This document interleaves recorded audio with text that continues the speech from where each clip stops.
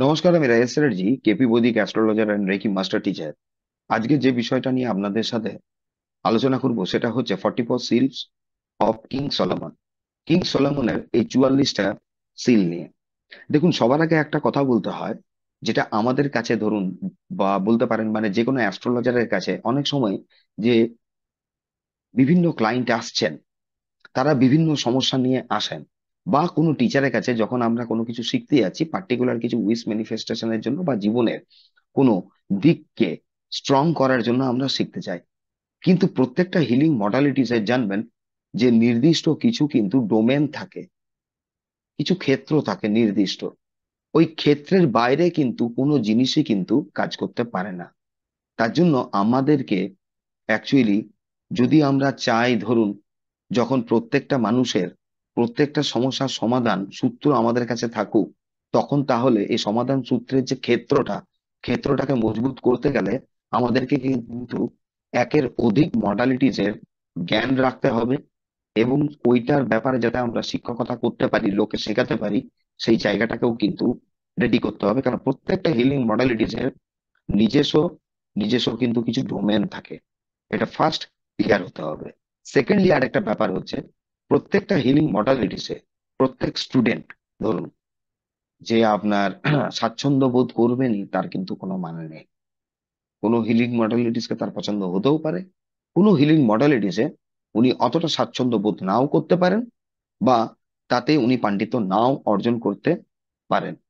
যেরকম দেখবেন আমাদের এটাতে একটা পার্ট, ধরুন এটা ভিডিওটা শুরু করার আগে, যে এটা অবধি যাওয়া, যে সলোমন সিলস বা এই যে পেন্টাকেল গুলো আছে, এগুলো আমাদেরকে কিভাবে করে আর কেন এই সাবজেক্টটাকে আমরা আজকের তারিখে চয়েস করব, এত কিছু বিভিন্ন থাকার পরেও এই জিনিসটাকে আমরা কেন যুক্ত করব।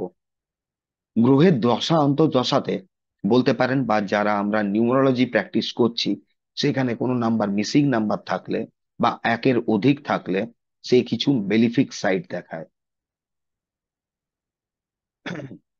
জীবনের যখন দেখবেন চ্যালেঞ্জ নাম্বার গুলো আসছে, সেগুলোও কিছু মেলিফিক সাইড দেখায়। ওইগুলো যে মেলিফিক সাইড বা চ্যালেঞ্জ গুলো দেখাচ্ছে, সেগুলো তো ধরুন একটা গ্রাউন্ড লেভেলের প্রবলেম থেকে থাকে, একটা গ্রাউন্ড লেভেলের প্রবলেম হয়। এর বাইরে যেটা কিছু থেকে যায় আমাদের, সেটা হয় কি আমাদের কার্মিক লেভেলে যে প্রবলেমটা থাকে। নাকি খালি আমাদের নিজেদের কার্মিক লেভেলের এই প্রবলেমটা হয়, আমাদের যিনি অ্যানসেস্টাররা রয়েছেন তাদের কার্মিকটাও কিন্তু আমাদেরকে ভোগ করতে হয়। এটা 100% ডেফিনেটলি ভোগ করতে হয়। কারণ শাস্ত্রে একটা কথা বলেই দেখবেন, যে পিতার পুণ্যে পুত্রের উদয়, পিতার পাপে পুত্রের ক্ষয়। এখানে আমি কিন্তু কাউকে ছোট বড় করতে চাইছি না। কারণ প্রত্যেক জনই দেখবেন, প্রত্যেকের মা বাবা অ্যানসেস্টার বলুন, প্রত্যেকেই কিন্তু পূজনীয়। এই জায়গাটাকে আমাদেরকে কিন্তু ধরে রাখতে হবে। তার সঙ্গে এটা জানতে হবে প্রত্যেক জনই কিন্তু মানুষ, এবং এই প্রকৃতি প্রত্যেকটা মানুষকে তার নেচার কিন্তু আলাদা আলাদা ভাবে তৈরি করেছেন। যে কারণের জন্য অ্যানসেস্টারদের কর্মফলটা কিন্তু নিজেদেরকে ভোগ করতে হয়।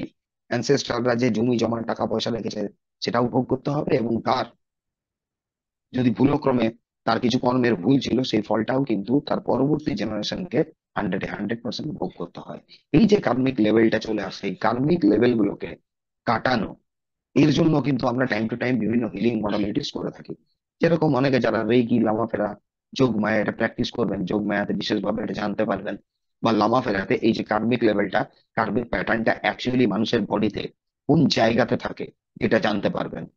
কেন এই জায়গায় মানে এই কার্মিক লেভেলের জায়গা ক্লিন করার জন্য যে হুঙ্কারা উইথ হালিম, এটাও যে প্র্যাকটিস করা হয়, কেন করা হয়, এই জায়গায় যে ভ্রুকুটি ত্রিকুটি এই যে চক্র রয়েছে, এই চক্রগুলোর কি গুরুত্ব বা কি জিনিস, সেগুলো সবাই জানবেন। কিন্তু এই সমস্ত ক্ষেত্রে আমরা বিভিন্ন মডালিটিস প্র্যাকটিস করার সাথে সাথে, যদি আমাদের হাতে এমন কিছু বস্তু বা দ্রব্য থাকে ধরুন, যেটা নিয়ে আমাদের এককালীন সামান্য কিছু সময়ের সময় দিয়ে জিনিসটাকে রেডি করে আমরা আমাদের জীবনের প্রবলেম যদি শর্ট আউট করতে পারি, তাহলে আর কি ভালো হতে পারে। সেরকম হচ্ছে 44 সলোমন সিলস, বা 44 বলতে পারেন যে পেন্টাকেল গুলো রয়েছে। এখানে আমি এটা স্ক্রিন শেয়ার করে রাখলাম। এই 44 সিলস বা 44 যে পেন্টাকেল রয়েছে, জিনিসগুলো এই ধরনেরই কিছু দেখতে হয়।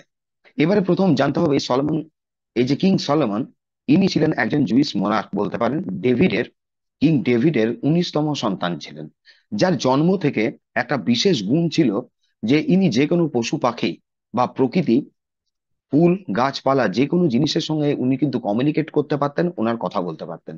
তাহলে এখান থেকে একটা জিনিস ক্লিয়ার হয়ে যায় যে এই কিং সলোমনের মধ্যে কিন্তু ছোটবেলা থেকেই ঈশ্বরের একটা বিশাল আশীর্বাদ ছিল।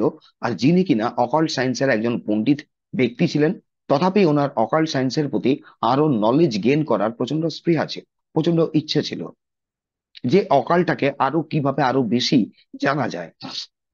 এর পেছনে এনার যদি বলেন মোটিভ কি ছিল, মোটিভ একটাই ছিল, যে ওনার যে দেশবাসী রয়েছে, জনগণ রয়েছে, তাদের প্রবলেম থেকে শর্ট আউট করা, তাদের প্রবলেম শর্ট আউট করা, সরি, মানে তারা যে সমস্যায় পড়েছেন তাদেরকে ট্রান্সফর্ম করার জন্য সহজ সরল উপায় কি হতে পারে। যে কারণের জন্য জানা যায় এনার সম্বন্ধে হিস্ট্রি থেকে যে ইনি ঈশ্বরের কাছে একটি বিশেষ কোনো সাধনায় নিমগ্ন হয়েছিলেন। যখন ঈশ্বর এনার প্রতি সন্তুষ্ট হয়ে এনাকে কিছু দিতে চান, তখন দুটো অপশন রেখেছিলেন। একটা দিকে রেখেছিলেন ঈশ্বর নলেজ, অন্যদিকে রেখেছিলেন কিন্তু প্রচুর পরিমাণ ধন সম্পদ দৌলত। উনি ধন সম্পদটা কিন্তু চাননি, কারণ এনার মোটিভ ছিল ওনার জনগণকে ট্রান্সফর্ম করা। যখন প্রবলেমে পড়ছে, দেশে খরা হচ্ছে মনে করুন, আর বিভিন্ন যে প্রবলেম হতে পারে, শারীরিক প্রবলেম, আর্থিক প্রবলেম, মানসিক প্রবলেম, ধরুন রিলেশনশিপের যে কোনো বিভিন্ন ক্ষেত্রে, এইখান থেকে শর্ট আউট করার জন্য কি জ্ঞান হতে পারে, যে জ্ঞানটা উনি প্রদানের মাধ্যমে তাদের প্রবলেম শর্ট আউট করতে পারেন, তখন ঈশ্বর এনার প্রতি সন্তুষ্ট হয়ে এনাকে কোনো একটা রিং প্রদান করেছিলেন, যেটাকে সলোমন রিং বলা হয়ে থাকে। এই রিংটা অ্যাকচুয়ালি যেটা দেখা যাচ্ছে এখানে স্ক্রিনের মধ্যে, এই রিংটাকে বলা হয় কিন্তু সিগনেট রিং। এই রিং এর মধ্যে পার্টিকুলারলি, মানে পার্টিকুলার ডিগ্রি অ্যাঙ্গেলে আপনার বিভিন্ন লেটার এবং সিম্বল ড্র করা আছে, যেগুলো প্রচন্ড অসপিসিয়াস এবং প্রচন্ড পাওয়ারফুল হয়ে থাকে। যেটা কিং সলোমন পরে এই যে 44টা সিল রয়েছে, 44টা সিল বা পেন্টাকেল উনি রেডি করেছিলেন, এবং এই 44টা সিল বা পেন্টাকেল যেগুলো রয়েছে, প্রত্যেকটাকে উনি প্ল্যানেটের সঙ্গে আলাদা আলাদা ভাবে কানেক্ট করেছিলেন। এবং প্রত্যেকটা প্ল্যানেটের আন্ডারে, যেখানে যেরকম কোথাও 5টা কোথাও 7টা, এইভাবে কিন্তু উনি এই সিল গুলোকে রেডি করেছিলেন। এবং প্রত্যেকটা সিলের নির্দিষ্ট নিজস্ব কিছু হিলিং ক্যাপাসিটি আছে। মানে কি, প্রত্যেকটা সিল নির্দিষ্ট ভাবে কিছু ম্যানিফেস্ট করতে পারে। এবার যেরকম ধরুন কেউ যদি হয়তো লাইফে যখন কোনো একটা জায়গা, উম, মানে কোনো একটা জায়গা বলতে আর্থিক যখন কোনো উন্নতি করতে চাইছেন, তো আর্থিক ক্ষেত্রে কোন গ্রহ ধরুন মূল হয়ে থাকে, বৃহস্পতি হয়ে থাকে। তো বৃহস্পতির আন্ডারে এইভাবে বিভিন্ন কতগুলো সিল আছে, যেটাকে অ্যাক্টিভেট বা জেনারেট করে মানুষ এই ক্ষেত্রে হেল্প পেতে পারে। আরেকটা হচ্ছে বারংবার চেষ্টার পরেও যদি বাধাপ্রাপ্ত হচ্ছে, বারংবার চেষ্টার পরেও, এবং সেটা যদি ডিটেকশন হয় যে হ্যাঁ এটা কার্মিক লেভেলে, তখন সেই কার্মিক লেভেলটাকে কাটার জন্য করা হয় কি, স্যাটার্নের আন্ডারে যে যে পেন্টাগল গুলো আছে, এবং ওই ব্যক্তির বা ক্লায়েন্টের যখন দেখা হয় পার্টিকুলার ইস্যু যখন ম্যাচ করে যাচ্ছে, তখন ওই পার্টিকুলার স্যাটার্নের সিলকে অ্যাক্টিভেট করা হয় তার কার্মিক লেভেলটাকে নামানোর জন্য। তার সঙ্গে যেহেতু সে দীর্ঘদিন ধরে চেষ্টা করেছে, এবং চেষ্টার পরেও কোনো কাজ যদি ম্যানিফেস্ট না করতে পারছে, সেখানে অ্যাক্টিভেট করা হয়ে থাকে আপনার সেকেন্ড পেন্টাকল অফ মার্কারি। মানে একদিকে করা হয় আপনার ধরুন ফার্স্ট পেন্টাকল অফ জুপিটার, আরেকদিকে করা হচ্ছে সেকেন্ড পেন্টাকল অফ কিন্তু মার্কারি, তার সঙ্গে আপনার স্যাটার্নের। এখন স্যাটার্নের কোন পেন্টাকলটা নেওয়া হবে ডিপেন্ড করা হচ্ছে কিন্তু ওই ক্লায়েন্ট বা যে ব্যক্তি আসছেন ধরুন তার কি ধরনের সমস্যা, সেইটা। এবং খুব মজার বিষয় এখানে, যে এখানে যে সমস্যা বা বিষয়গুলো বলা আছে সেগুলো প্রত্যেকটাই কিন্তু ম্যাচ করে যায়, এটা মিসম্যাচ কিন্তু করে না। এই যে জিনিসটা, এই পেন্টাকেল গুলো রয়েছে বা সিল গুলো রয়েছে, এগুলোকে অ্যাক্টিভেশনের, হ্যাঁ, এগুলোকে অ্যাক্টিভেট করার একটা বিশেষ কোনো প্রক্রিয়া থাকে। এবং বিশেষ ধরুন সপ্তাহে 7টা দিন, 7টা দিন কিন্তু 7 ধরনের ধরুন পেন্টাকেলকে অ্যাক্টিভেট করা যায়। এবং ওই দিনের আন্ডারে পার্টিকুলার যে হোরা চলে, সেই হোরার সঙ্গে এটাকে ম্যাচ করে নিয়ে একটা পার্টিকুলার প্রসেসে, এখানে বিভিন্ন এঞ্জেলও আছে, তাদের সঙ্গে কমিউনিকেট করে কানেক্ট হয়ে আরেকটা ধরুন খুব সহজ সরল পদ্ধতিতে সিলকে অ্যাক্টিভেট করা যায়। এই টোটাল সাবজেক্টটা থেকে জানা যায় যে এই এই যে 44 সিলস রয়েছে, এখানে আরেকটা জিনিস বলতে হয়, এই কিং সলোমন কিন্তু যে কোনো মোমেন্ট যে কোনো আর্কেঞ্জেল বলতে পারেন বা বলুন ডেভিলকে উনি কিন্তু কমিউনিকেট করতে পারতেন, কানেক্ট করতে পারতেন। তার পারপাস মোটিভ কিন্তু একটাই ছিল বরাবর, নেক্সট মোটিভ কিছু ছিল না, যে উনি ওনার জনগণের কিভাবে হেল্প করতে পারেন, আর ওনার কাছে কি উত্তর আছে, এইটা এইটা কমিউনিকেট করা।